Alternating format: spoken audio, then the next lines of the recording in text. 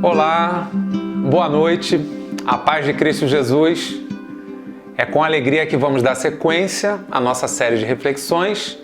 Eu quero convidá-lo a abrir e me acompanhar na leitura do texto que se encontra em Filipenses, capítulo de número 4. Faremos a leitura dos versículos 8 e 9. Assim nos diz o texto sagrado: Finalmente, irmãos, tudo o que é verdadeiro, tudo o que é respeitável, tudo o que é justo, tudo o que é puro, tudo o que é amável, tudo o que é de boa fama, se alguma virtude há e se algum louvor existe, seja isso que ocupe o vosso pensamento. O que também aprendeste e recebeste e ouviste e viste em mim, isso praticai, e o Deus da paz será convosco. Você já sabe que Paulo está caminhando para o encerramento da carta. Nós temos ainda pela frente mais 15 versículos. E nesse pequeno conjunto de versículos está o versículo mais conhecido da carta de Paulo aos Filipenses, aonde ele vai dizer: posso todas as coisas naquele que me fortalece. O sentido do posso todas as coisas nós veremos num outro momento, mas eu já preciso adiantar. É o sentido de que eu posso viver toda e qualquer situação sem me desmoronar. Por baixo, no alicerce da minha vida, tem aquele que me dá força e me sustenta. É dele que eu recebo a força para o enfrentamento das lutas, e isso é possível. É possível passar por elas, enfrentá-las, não se render, porque o Cristo a quem eu sirvo, o Cristo a quem a minha vida pertence, o Cristo que está perto de mim, é Ele que me mantém de pé. E agora ele está encerrando essa parte do texto, e eu quero chamar a atenção à conexão que ele faz. Porque essa força, essa paz, essa condição, esse poder para o enfrentamento, e ele está caminhando para encerrar a carta com chave de ouro, mesmo diante de tantos problemas que ele apresentou na carta, mas ele vai nos ensinar como. Ele vai nos apontar o caminho de como viver assim. Tanto que o final do versículo 9 vai falar: isso praticai. Viva dessa maneira. Comporte-se assim. E aqui eu quero chamar então a conexão entre pensamento e comportamento. O texto que nós lemos e fizemos ontem menção, o apóstolo Paulo ele lança sobre a igreja e lança sobre mim, porque é ensinamento para mim e para você, de que nós precisamos nos comportar diante da vida como gestores do nosso pensamento. Nós precisamos fazer um filtro. Nós não podemos deixar que a nossa mente seja ocupada por coisas que nos levarão à destruição. E, infelizmente, muitos desavisados, muitos não cientes disso, acabam cometendo verdadeiras autossabotagens, expondo a sua vida a conteúdos e permitindo que a sua mente seja penetrada e seja ocupada por coisas que futuramente frutificarão, desabrocharão e manifestarão através dos comportamentos coisas nocivas e prejudiciais à sua própria vida por causa daquilo que está ocupando a sua mente. Paulo encerra o versículo de número 8, dizendo: olha, se alguma virtude há e se algum louvor existe, seja isso que ocupe o vosso pensamento. A palavra aqui no grego para louvor é uma palavra que, traduzida, ela significa aquilo que Deus aprova, aquilo que Deus bate palma. Então, Paulo está dizendo, olha, a sua mente precisa ser ocupada por aquilo que Deus vai bater palma, por aquilo que Deus vai dar um joinha para você, vai curtir e vai compartilhar. E ele está dizendo, no encerramento, né?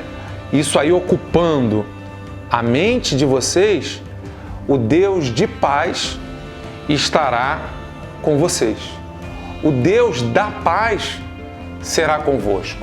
Então você pode se apropriar dessa paz e ter a certeza de que o Deus da paz estará convosco se você filtrar e permitir que a sua mente seja ocupada pelas coisas que Deus aprova.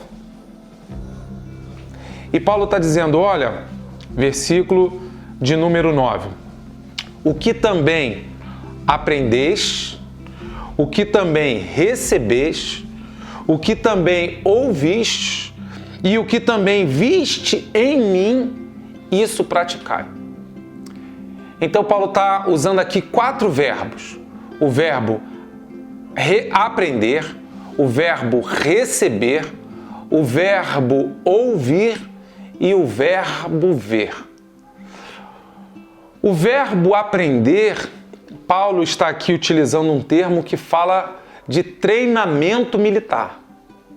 Então, não é simplesmente aprender algo no campo da teoria, mas aprender algo no âmbito da prática. Aprender no sentido de ser treinado, de ser preparado. Algo, um conteúdo que vai te dar uma empregabilidade daquele conteúdo. Algo que vai ser praticado como um militar, preparado para a guerra, treinado para a guerra. Ele não usa só o verbo aprender no sentido de treinamento, mas ele vai usar o verbo receber, no sentido de que é algo que você não tinha, algo que alguém tem e compartilhou, lhe foi doado, lhe foi dado gratuitamente. E você então precisa acolher isso, você precisa receber isso. Então a gente está falando de treinamento, a gente está falando de um acolhimento, e ele vai usar também a palavra ouvir, no sentido de conselho, no sentido de orientação, no sentido de realmente acompanhar e dar uma posição. É claro que Paulo, ele está falando aqui em termos da igreja aprender a viver as adversidades da vida e superá-las, porque ele pode morrer. Ele está prestes a morrer, ele está preso, você já sabe disso, temos falado isso constantemente. Ele está aguardando uma sentença, mas o Evangelho precisa continuar. E o Evangelho precisa continuar através da vida. A obra do Senhor precisa continuar através da vida de pessoas maduras. Então, pessoas que não se deixam dominar pela ansiedade, que uma outra tradução vai trazer a palavra preocupação. Não andem preocupado, porque a sua mente precisa ser ocupada por tudo que é amável, tudo que é verdadeiro, tudo que é respeitável, tudo que é de boa fama. E aí Paulo então traz a condição do cristão ser responsável pelo desenvolvimento da sua espiritualidade, do seu relacionamento com Deus. Antes, apresente a Ele as suas petições, vá orar, coloque diante de Deus, estreite ainda mais esse laço de relacionamento com Deus, independente da situação. A paz de Deus, que excede todo entendimento, estará com você, guardará. Então Paulo está preparando esses homens. Só que ele não traz isso só para o campo da teoria. ele chega a ponto de dizer, ele usou o verbo aprender no sentido de treinamento, ele usou o verbo receber no sentido de acolhimento, ele vai usar o verbo ouvir no sentido de que foram aconselhados, orientados, acompanhados, mas ele também vai dizer, olha, e tudo que vocês viram em mim. Então Paulo também está dizendo acerca do exemplo. Paulo não deu só conselhos, Paulo deu exemplo. E quando ele vai falar aqui do exemplo, ele também está chamando a atenção para o seguinte, é possível. É possível. Vocês, tudo isso que eu estou ensinando, estou escrevendo, estou orientando, vocês podem ver isso na minha vida. Paulo coloca a sua vida como uma vitrine. E aí sim, tudo isso que vocês ouviram, tudo isso que vocês aprenderam, tudo isso que vocês receberam e tudo isso que vocês viram em mim, isso vocês precisam praticar. É esse o comportamento do cristão. É dessa maneira que vocês precisam se portar. E fazendo assim, o Deus de paz estará com vocês. É vitória certa. É vitória em meio às lutas. É vitória em meio às adversidades. É superação, é maturidade, é crescimento. Então Paulo está caminhando para o encerramento. Ele vai introduzir já que tudo isso ele também aprendeu. Ele também se tornou um aprendiz e agora ele pode afirmar: posso todas as coisas naquele que me fortalece. Esse posso todas as coisas não é algo automático. É resultado de uma aprendizagem, é resultado de uma vida de oração, é resultado de ser disciplinado e não permitir que a sua mente seja dominada ou seja ocupada por aquilo que vai gerar ansiedade. Ele está ensinando que o comportamento é resultado do pensamento.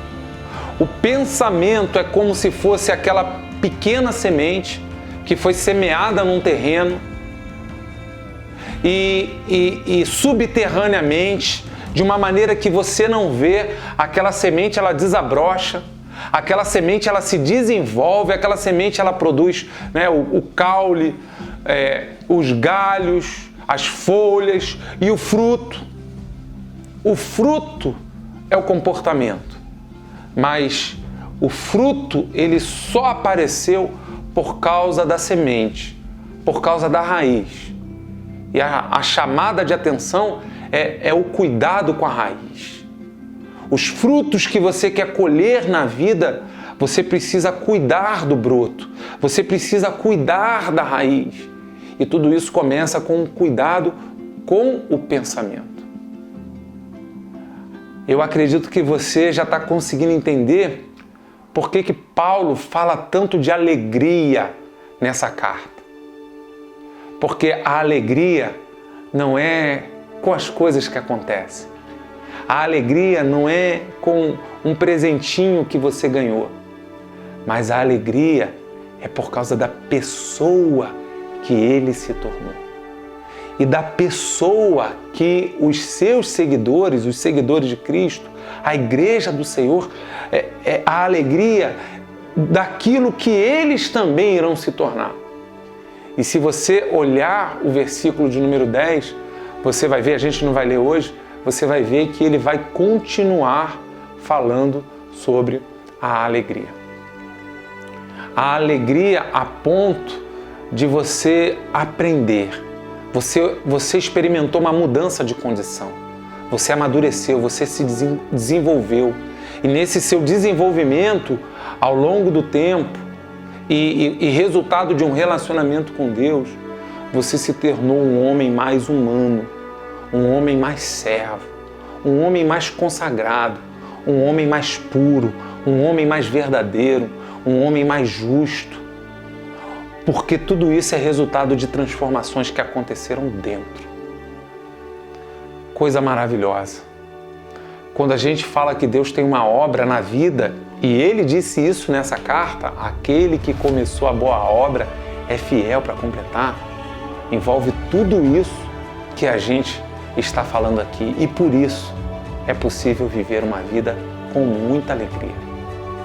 Nos próximos episódios, a gente vai ver acerca do ter muito e do ter pouco, do ter fartura e padecer necessidade, e mesmo assim continuar estável, com paz e cheio de alegria. Isso é possível. Sabe por quê? Porque, como o apóstolo Paulo disse, eu posso todas as coisas naquele que me fortalece. Eu espero que o desenvolvimento dessa carta e tudo que nós estamos trabalhando nesse conteúdo da Igreja Caseira tenha contribuído muito para a sua edificação. Estamos já caminhando para o final.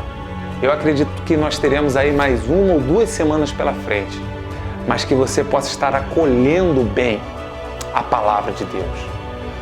Tudo que você está aprendendo, recebendo, ouvindo e também diria, vendo em mim, seja isso que você possa praticar, porque o Deus de paz estará com você. Recebe essa palavra, o meu grande abraço e um beijo no seu coração.